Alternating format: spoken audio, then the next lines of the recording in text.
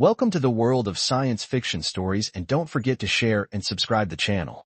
They called her a monster, a queen of a fallen race. Shining blue skin, eyes like stars, and a crown that once ruled galaxies, now dragged through the mud of a human colony. Chains bound her, hatred greeted her, and stones rained like judgment. But just as the world jeered, one man stood still. He didn't raise his hand, he didn't speak. He simply caught the stone, and everything changed. This isn't a story about war. It's about a moment, a choice, and the fragile thread that can spark a rebellion. Watch till the end to see how a single act of defiance rewrote the fate of two worlds. The dust hung in the air like a shroud, catching sunlight and golden beams that pierced through the slatted roofs of the marketplace. The scent of metal, sweat, and seething hatred thickened the dry breeze. It wasn't a usual market day. There were no vendors, no laughter, no children darting between legs. Today was for something else, something savage. The square was packed, all eyes turned to the sound of approaching boots, the rhythm of power, of punishment. And then, like a divine wound carved into the crowd's vision, she emerged, tall, impossibly graceful even in chains. Her skin shimmered a hue between sapphire and starlight, glowing faintly in the sun. Her long white-silver hair cascaded over her shoulders like moonlight itself, untouched by the grime of captivity. And her eyes, icy and unblinking, scanned the humans who lined the broken streets of this outpost colony. The alien princess of the Verilian Dominion. Royalty from a species that once hunted Earth's skies with fire and metal. A symbol of domination, of pain, of war. And now a prisoner, shackled in cold iron, marched like an animal. Her beauty defiled by humiliation, her honor crushed beneath human boots. The humans spat. They screamed. They jeered with glee as they hurled stones, mud, and words soaked in venom. Monster, where's your throne now? Freak, bleed like we did. A jagged stone struck her shoulder. Her body swayed slightly, but she didn't flinch. Another caught her cheek. Blood, glowing faint blue, dripped down her regal face. Still, she walked with her head high, not a tear, not a wince, because they would not get the satisfaction. She was still a princess. Her dignity was her last weapon, and she wielded it like a blade of cold fire. Two human soldiers, thick-armored, faceless, dragged her down the cobbled path, past banners of Earth's reclaimed territories. She could smell fear behind their visors. Even in chains, her presence demanded awe. A child tossed a pebble. It bounced off her thigh. Laughter erupted. She looked toward the boy, not with hate, not with pity, but with something colder, indifference. And the boy stopped laughing. Just beyond the crowd, he watched. A single human not shouting, not laughing. His face unreadable, his eyes locked on the princess with a strange calm. He was no soldier, no magistrate, just another face in the dust. But something in his stillness made him stand apart. He didn't reach for a stone. He didn't move with the mob. And when she looked at him, really looked, she saw no malice, no fear, just curiosity and a glimmer of something dangerously close to understanding. She looked away first. A large man hurled a fist-sized rock. It arced through the air perfectly fast, heavy, headed straight for her temple. Then something broke the rhythm. A blur of movement. The stone didn't hit her. It hit him. The man from the crowd. The silent one. He had stepped forward without a word, without a sound, and let the rock smash against his shoulder with a sickening crack. Gasps rippled through the square like wind through dry leaves. Blood ran down his arm, red and vivid. He gritted his teeth but didn't cry out. He stood his ground, breathing hard, his eyes locked not on attackers but on her. A single breath passed between them. Then the crowd roared, not in triumph but in confusion, anger, disbelief. Traitor. Sympathizer. What the hell are you doing? Guards rushed in. They slammed the human to the ground, pinning him beside the princess. One of them drew a stun baton and jabbed it against his ribs. He convulsed but didn't scream. Her chains clinked as she turned to him. Why? She whispered, her voice almost inaudible beneath the roar of the crowd. Why would you do that? He looked up, wincing through pain. Because they're wrong about you. And then he smiled, bloody-lipped but real. And someone needs to remind them they're still human. For the first time since her capture, the princess's breath hitched. Something dangerous was blooming. Not weakness, not pity. Recognition. The crowd didn't see it. They wouldn't have understood if they did. But in that blood-soaked dust, something ancient and fragile passed between alien royalty and a broken earthborn stranger. Not peace, not yet, but something far more powerful, the first ember of change. The square had fallen into confusion. 1 second, the crowd had been unified, a single roaring entity drunk on vengeance. The next, their momentum cracked, broken by something they hadn't anticipated: compassion. It didn't fit here, not in this place of chains and conquest, not in a colony that still bore scars from the alien war, and certainly not for her. The man lay in the dust, jaw tight, body racked from the stunned batten's kiss, but his eyes never left hers.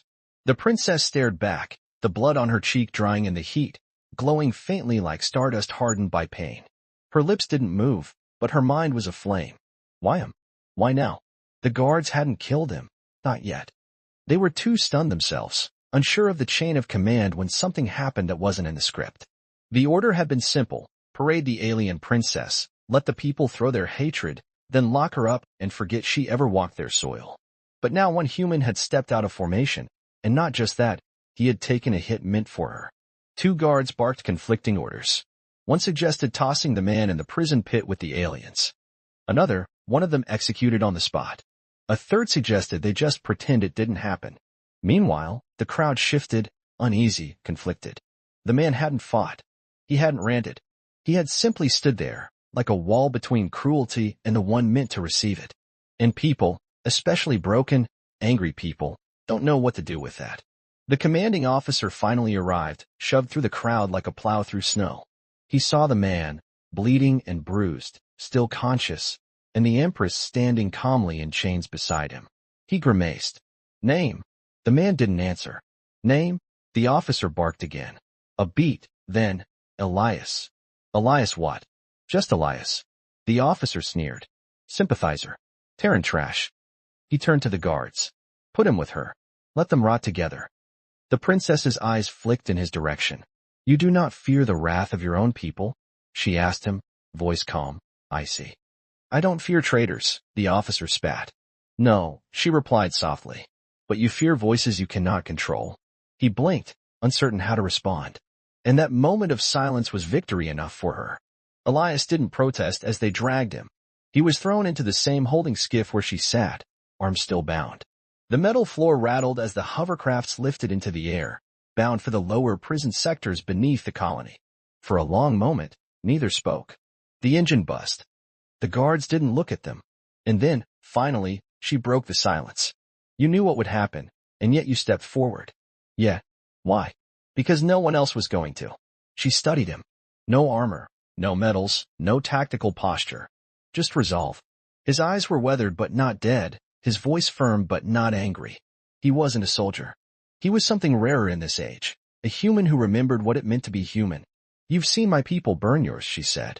We took your cities, your ships, your skies. Why defend me? Because what they're doing to you now, Elias replied, is the same thing they did to us when we lost. She blinked, and I remembered what it felt like to have stones hit your back when your hands are tied.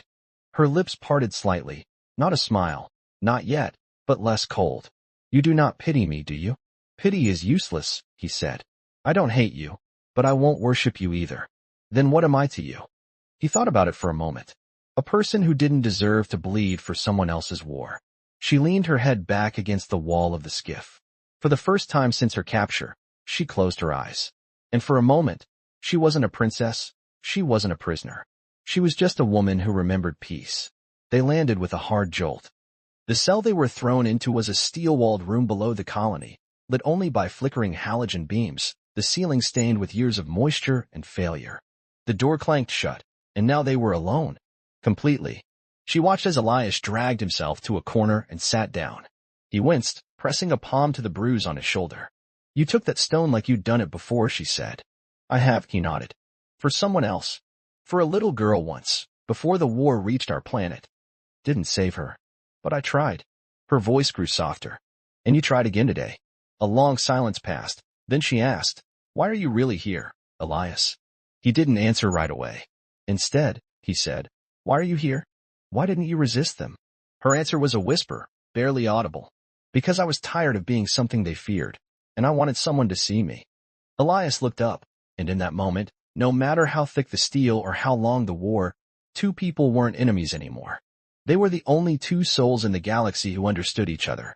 They could chain her body, But with one stone, one man had broken the real prison, isolation. The princess sat stunned in the cell they now share. She questions him. His answer is not what she expected, and something inside her cracks. The hum of the electric walls was the only sound for a long while. The air was cold, damp, and smelled faintly of rust and regret. The flickering overhead lights cast shadows that danced and stretched like the echoes of forgotten war ghosts. The princess sat against a far wall, her knees drawn up, her white silver hair cascading over one shoulder like soft light in darkness. The blue glow of her skin had dulled, like starlight smothered behind cloud. Across the room, Elias sat in silence, bruised but calm. He leaned against the wall, head tilted back, breathing evenly. Not sleeping, just waiting. And she watched him, not with suspicion anymore, but with something far more dangerous, curiosity. You didn't have to, she said finally. Her voice carried with it no venom, no demand. It was soft, almost uncertain. Elias didn't move. Didn't have to watch. Take that hit, step in, protect me. You could have walked away, like the others. He exhaled slowly through his nose. Yeah, I know. She tilted her head, confused. So why did you do it? Elias opened one eye, looked at her across the gloom. Because sometimes the right thing to do isn't about what someone deserves. She blinked. Her throat tightened. You think I didn't deserve it? I think no one deserves that. Even a Varelian princess. Even a prisoner in chains. She fell quiet. The silence stretched. When she spoke again, her voice was rough around the edges, like glass smoothed by tide. They call me a war criminal. A monster. A goddess of ruin. Do you believe them? Sometimes, she said. Sometimes I think I was born to break things. Planets. People. Peace. Elias leaned forward slightly. And what do you think now? She looked away. Now I'm not sure. You broke something I didn't know could still crack. He frowned. And what's that? Her voice dropped to almost a whisper. My certainty. She stood slowly, crossed the room. Not close, just enough to study him from a few feet away. Tell me the truth, she said. Do you hate us? Your people. I hate what they did, he said. I hate the war, the screams, the graves. He paused, his jaw clenched. But I've also seen my own kind do things I never thought humans capable of. So what does that make you? Exhausted, he said simply. That made her smile, just barely. You're not what I expected, Taryn. Neither are you. She narrowed her eyes. You mean I don't match your propaganda poster? You match the power, the presence. But not the fear. You're not afraid of me? She asked. No, not even now. Alone in the dark. He shook his head. I've met monsters, princess. They didn't look like you. They looked like men who smiled while pulling triggers and women who called genocide strategy. Her breath caught. Not from offense. From recognition. You've seen too much. So have you.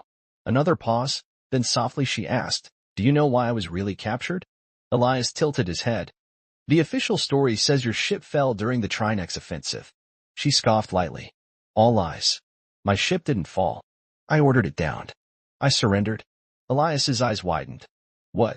I was done fighting a war I didn't believe in. I thought if they captured me, they'd listen. She laughed bitterly. They didn't. Elias leaned forward now, truly focused. Why didn't anyone know? Because empires don't tell stories that don't end in victory. He nodded slowly.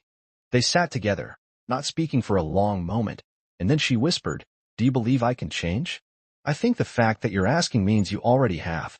She sank to the floor beside him. Close, but not touching. There was no need. The silence between them said enough. And for the first time since the war began, neither of them felt alone. Sometimes the biggest shift in a galaxy starts with a single word in a prison no one was watching. And that word wasn't revenge. It was why. An uprising begins. The human's action inspires others. When a guard strikes the princess, it's not her people who retaliate. It's the humans. The air in Colony 9A was starting to shift. It was subtle at first. Fewer cheers at public humiliations. More whispers in alleys.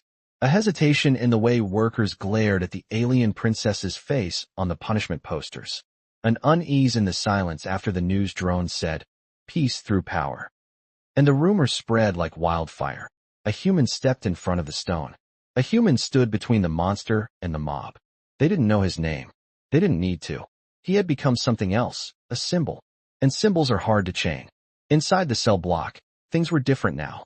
Elias and the princess shared a rhythm, small things that didn't need to be said. They sat closer. They shared food rations. He no longer looked away from her. And she no longer looked down on him. One day, the guards changed. 2 new enforcers took over rotation. Crueler. Less patient. And they didn't like the silence in that cell because silence meant control, and they hated what they couldn't dominate. He was tall, shaved head, a jagged scar over one eye. They called him Soren, though no one used it kindly. On the second day of his shift, he entered the cell and said nothing, just stared at Elias. Then he looked at her, still-fingered royalty, blue skin. He grunted. She said nothing. Look at you, pretty little war criminal, sitting next to a Terran like a pet. Still, she did not respond. Say something, alien trash. And then he struck her. Hard. A backhand across the face. Her head jerked to the side, hair splaying like a wave of silver over the grimy wall. Blue blood trickled down her lip. Elias stood before his brain could even form a thought. Enough. Soren laughed. Oh. Now the pet speaks. Hit me if you need to feel strong, Elias said. But touch her again, and I will break something in you. The room stilled. Soren took a step forward, swinging the stun baton toward Elias's ribs. He never made contact because the door behind him slammed open, and 2 prisoners tackled him from behind. One was a maintenance worker. The other was a teenage boy who'd been arrested for smuggling medicine. They beat the guard down, fist raining like memory. Not for the princess. For themselves. The second guard rushed in, shocked, confused, and was hit in the face by a metal food tray thrown with surgical precision by an old man who hadn't spoken in weeks. Within seconds, the cell block was alive. Chains rattled. Fists flew. Voices rose not in violence but defiance. It wasn't a riot. It was a pulse. And at the center of it all, Elias stood beside the princess, chest heaving, eyes burning. She looked at him, hands still at her lip. They didn't do this for me. No, Elias replied. They did it because they saw themselves in what was happening. You mean mercy? I mean injustice, and what happens when you show people it's not normal. The guards were dragged out unconscious. The lockdown alarms never rang. No one activated them because somewhere along the chain of command, someone else chose to look away. By nightfall, the story had changed. No longer was the princess subdued. Now the report said, an incident, mechanical fault, temporary prisoner disruption. But the walls knew better. And so did the people. Later that night, as flickering lights dimmed, the princess turned to Elias. You didn't just break protocol today. I didn't do it alone. No, she said softly. But you were the first spark. He chuckled. I didn't ask to be fire. No one does, she said, brushing her fingers over the faint bruise on his wrist. But I'm glad you are. And then she said something no human had ever heard from a Varelian royal. Thank you. The words hung in the air, fragile, holy. He didn't respond. He didn't have to. Because in that moment, with the cell around them quiet, they weren't prisoner and guard. They were the start of something new. Empires don't fall in battle. They crumble when their people remember what they're made of. The princess is free, but she doesn't flee. She walks side by side with the human who protected her. A new alliance begins, one written in blood, loyalty, and something more. The gates opened with the sound of bending steel and burning protocol. No alarms, no sirens, just a hush, as if even the prison itself was holding its breath. From the command center, no order came to stop them, because no one could agree on what this even was. It wasn't a riot. It wasn't a jailbreak. It was something no system could process. A choice. The guards didn't move. Some dropped their weapons. Others turned away. Most simply stood frozen, unsure whether the world had shifted beneath them or they were still dreaming. And through that corridor of stunned silence, she walked. Not dragged, not bound. Walked. Her posture was upright, graceful, regal in every way her chains had once denied her. The blue glow of her skin shimmered like water under moonlight. Her long white-silver hair flowed behind her like a comet's tail. But it wasn't just her walk that stopped hearts. It was who walked beside her. Elias. Human. Unarmed. Uncrowned. And yet seen as something more than both. He didn't walk ahead of her. He didn't shield her. He didn't lead her out. He simply walked beside her, step for step. And that was what shook the Empire more than any weapon ever could. Outside the gates, the crowd had gathered. The same crowd that had once thrown stones. Now they watched. Silent. Tense. Waiting. The princess looked out at them, not with fear, not with arrogance, but with truth. And for the first time, Her voice wasn't wrapped in pride or command. It was soft, human. "I was your enemy once," she said, her voice echoing in the dry wind. "But I never raised a hand that wasn't ordered, and I never thought your pain was beneath mine. Until now, I didn't understand how much we shared." Some in the crowd looked down, some clenched fists, but no one threw a stone. Not this time. Elias stepped forward beside her. "She doesn't ask for your forgiveness," he said. "She doesn't need your pity." He glanced back at her. "She's asking for a chance, and I think she's earned it." A young girl stepped out from the crowd, barefoot, no older than 10. She walked right up to the alien princess and offered a piece of fruit. Simple, small, fragile, but it meant everything. The princess took it gently, nodding once. No words passed. They didn't have to. That was the moment the war truly ended. Months later, at the edge of the outer rings, the starship wasn't big. It wasn't beautiful, but it flew. Built from scrap, salvage parts, and ambition, it carried two things the galaxy hadn't seen in years: hope and her. The alien princess, now no longer referred to by her title, sat beside Elias in the pilot's cabin. They weren't running. They were rebuilding. Diplomats didn't trust them. Commanders feared them. But people followed them. Not for power, but for the simple truth that she walked beside him, and he let her. "You still don't regret it?" she asked him one day. "Regret what?" "Stepping into the square." "No." He smiled. "Because I didn't just protect someone. I reminded the world that you were someone worth protecting." She turned to him. "You didn't just change me, Elias. You freed me." She reached out, touched his hand. Not as royalty, not as the former prisoner, but as an equal. He laced his fingers with hers, and together they turned toward the stars. Some alliances are forged in blood, some in war, but the strongest ones are built when one soul steps forward and refuses to let another bleed alone. If you felt something stirred during this story, if you believe in strength without cruelty, in kindness without weakness, and in peace that walks side by side with justice, then this story was meant for you.